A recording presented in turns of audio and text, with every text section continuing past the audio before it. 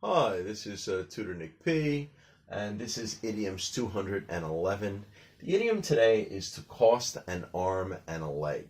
Okay, let's take a look at the note here. If something costs an arm and a leg, it is extremely expensive. All right, let's continue.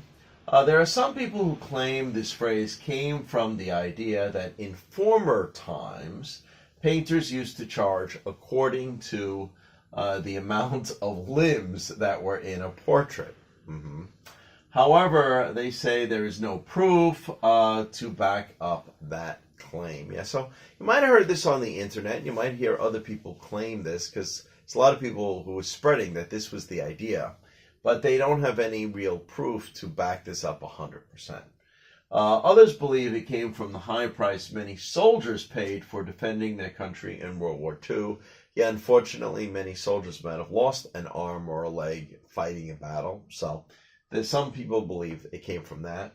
Finally, there are those that believe it may have come from earlier phrases of one saying he or she would give their right arm for, and maybe even a leg for. This one sounds the most likely out of all three.